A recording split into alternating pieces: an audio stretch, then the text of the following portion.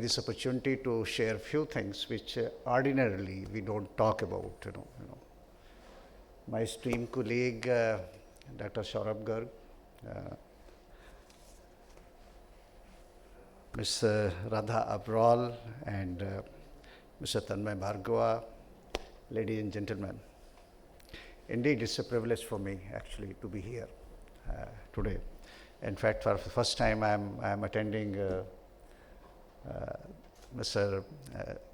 Samir Kocher's summit, or this kind of summit. Of course, I have been associated for almost, 15 years, 16 years? But I somehow never had the opportunity to come personally. Friends, let's see it like this, that Dr. Garg has given you a roadmap that what kind of develop India we are talking about, what are going to be the markers, and on that path how we are moving. But when we are moving fast,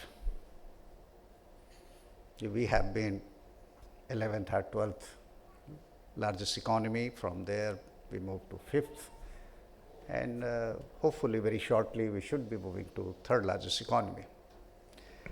And in this context, of course, Honorable Prime Minister has given that by 2047 we should become a kind of developed country. And markers have been given, certain aspirational goals have been given, and I think we all are working with speed and scale. In this context, the topic which has given to me today is to talk about is future of business. Future of business. And the most important part in that future of business, harmonizing human rights and sustainability.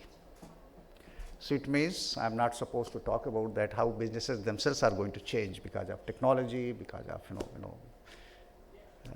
whatever is happening in different countries, different parts of the world, politically, or inward looking or globalized world. So I'm not going to talk about it. But let me talk about this second part, which is basically harmonizing human rights and sustainability. For a moment, think about it. Let me give you 2-3 scenarios. And here in this house, all thinking people are here. Every day you develop a strategy, every day you develop your business plan, and every day, you try to foresee what is going to happen. So let me give 2 or 3 scenarios. That the size of economy, if US is $27 trillion economy, China is $17-18 trillion economy, India is roughly $4 trillion economy. So this is one dimension. But why is it so that for last 30 years, there was hardly much tension on business front between China and US or China and West? Why all of a sudden, last 5 years, 4 years, so much stress, so much tension is there? I think you have to think about it. And B, it's a matter of time. India is going to be more integrated, and everybody is saying that yes, India should be China +1 or more, kind of, part of supply chain, part of manufacturing, part of the whole ecosystem. So it means when India, Middle East, Europe, this industrial corridor develops, what kind of challenge is going to come? And that is, to me, my today's talk is focused on this aspect. What kind of challenges we are going to face? We are going to face some non-tariff barriers. If they're going to be there, what could be the issues? Human rights, labor laws, labor conditions, sustainability, environment, ESGs, what are going to be there? And again, I come back. What is happening between China and West, or China and US, and China and Europe?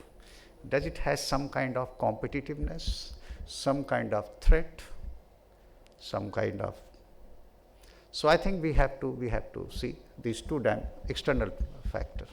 But third internal factor we have to see is that today one report suggests that more than 11.6% Indians, more than 11.6% Indians are facing mental health issues. Okay? So please, whatever wealth you want to create, you can create. But we just simply can't forget that our children, our families, and we ourselves are facing mental health issues. And if not today, tomorrow, day after, today it might be creating wealth. When we are ignoring these mental health concerns and issues, yes, we are able to create more wealth. But in long term, whether this strategy is going to pay or not, I think I would leave this August House to think about it, that what kind of challenge we are going to face. We are going to have this kind of problem. Let me narrate one very small story, and many of you will be aware. Few things I'll tell you and few things I leave to your wisdom. Think about it, how it happens. And at that time I was Principal Resident Commissioner Government of Gujarat and promoting investment, business, all those things, and I was watching it. If you remember, around 2011 or so, in Maruti's one of the factories, some violence took place, and one HR manager was, unfortunately, he died in that, And at that time, Maruti was planning, and we had discussion, and they were coming to Gujarat. And we started discussing, and in fact, I went 3-4 times actually in this area, and try to understand why this stress, why this problem, why, and what is the remedy actually, what we should be doing. Very nutshell. 2 factories one Gurgaon, one second at Manesar. At one factory, regular employees are there, let's say, for discussion purpose. Their emolument is, let's say, 70,000 rupees. Very short distance, 20 odd kilometers. Another unit is there, they are contract worker, and they are having 30,000 rupees. Unfortunately, they keep on meeting to each other. Same age group, they work for 8 hours or 12 hours. In the evening, while going, they pick up liquor bottle. They go in the dormitory, they sit down together, drink together, and it is not social drinking, it is something else. And in that becomes mob mentality.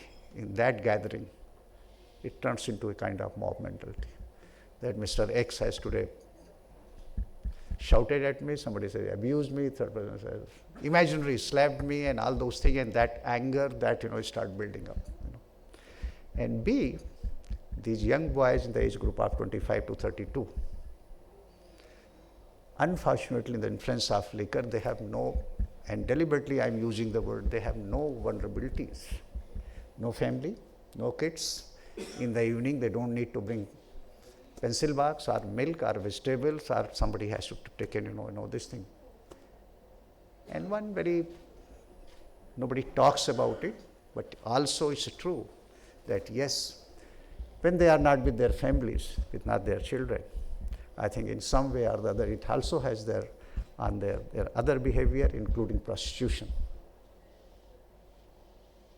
And when we were started setting up in Gujarat, and we brought them, this thing, we ensured that, we started that, let's have that kind of facility, basic human right. These young boys, they should have their family. They should be able to have a decent life. They should not be working only machine, like, And I'm proud that in India, in fact, last week only I was there in Chennai, and I was seeing that, many institutions there, especially for women, girls, the kind of facilities they are creating and the kind of things they are, to enable them to grow. Not only that, they are worker, but education also, their training also, skilling also, all those things are happening. But let's see the other dimension, one more dimension.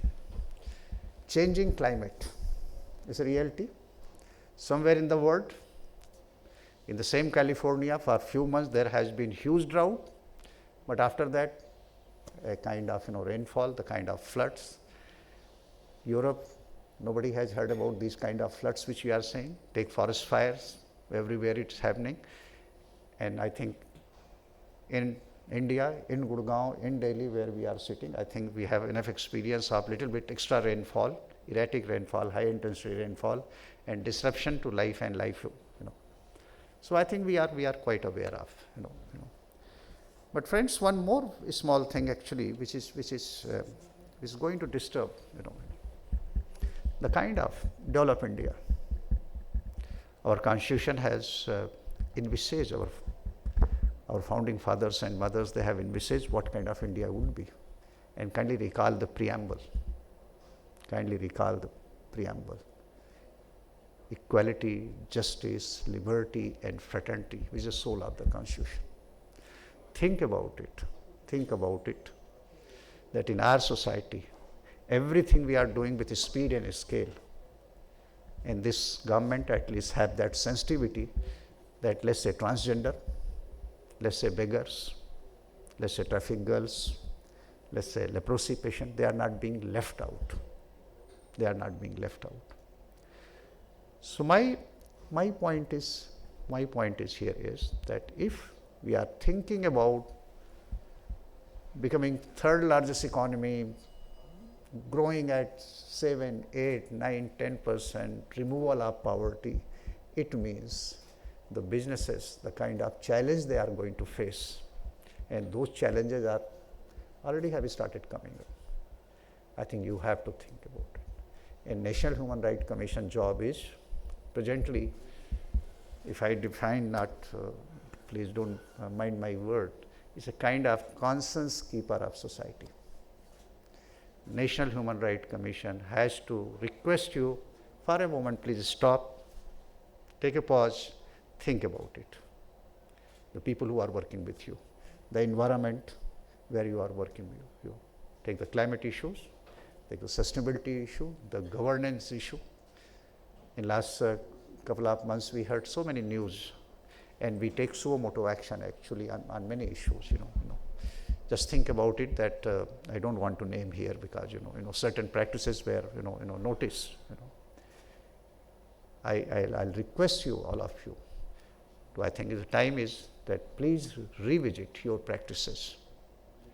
This 10 minutes and 15 minutes delivery, this by gig workers, what we are aiming at, what we want, what kind of society we are aiming, why we are trying to, that we are not bothered someone's life, someone's motorcycle, someone's speed, someone's back, nothing. We are not bothered about it. Why? In one packaging house, we sent the team and all those things, the kind of conditions we saw. Why? And please understand, in this society, people are there who don't appreciate these kind of things. So it means if business is not going to take care of itself, it means the society itself, your consumer itself, your customer, they will take care of. I don't want to give you much technical details and all those kind of things, but National Human Rights Commission is basically having a group on human right and business, where climate issues, sustainability issues, and human rights issues are basically we are trying to work out with a kind of benchmarking, kind of indexing, and which should be put up for self-regulation. But yes, in pursuit of wealth creation, we can't afford to ignore the lives and future of our children. No, we can't afford to. We cannot afford to damage our environment, where basically the whole society, forget about the business, itself become unsustainable. I think we cannot afford to leave somebody who are in need. Corporate Social Responsibility Fund, CSR fund, has been created for this thing, that these few lakh people in a country of 1.44 billion people, if there are, let's say, 5 lakh or 6 lakh, maybe more, but beggars are there, they have to be rehabilitated. If there are transgender and certain facilities are to be given, we have to reach out to them and they have to be, if there is imagine, one figure I would like to give, that in a country of 18% of world population, we have got only 4% freshwater resources. per capita for freshwater availability, if it goes down below 1700 cubic meter, we are called water is stressed, and below 1100 is called water is scarce, and we are around 1400 cubic meter per person per annum freshwater availability, and that too almost half of the country well is a semi-arid or arid, and water availability has become a limiting factor.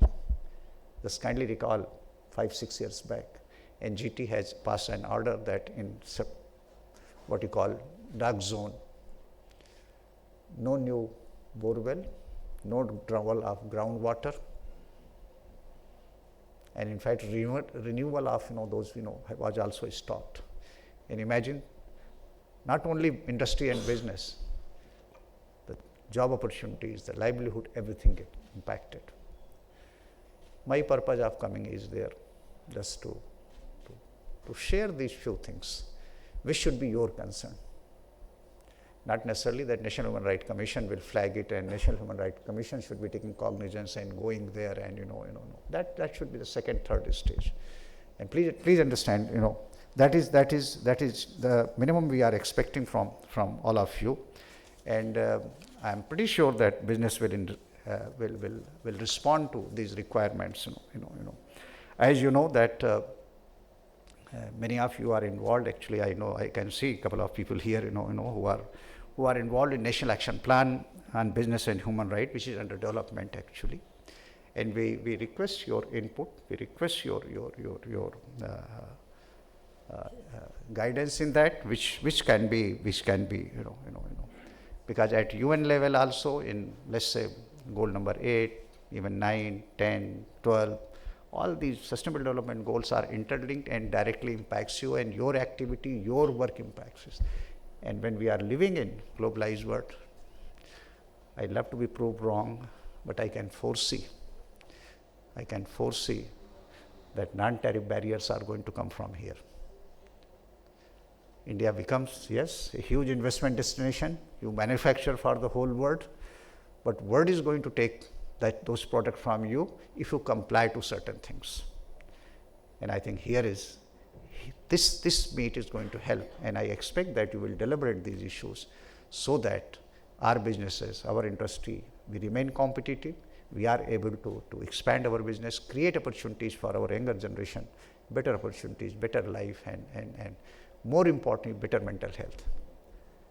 I mean, I don't want to frighten us. The kind of data we have seen, and we are working on a biggest with National Institute of Mental Health, and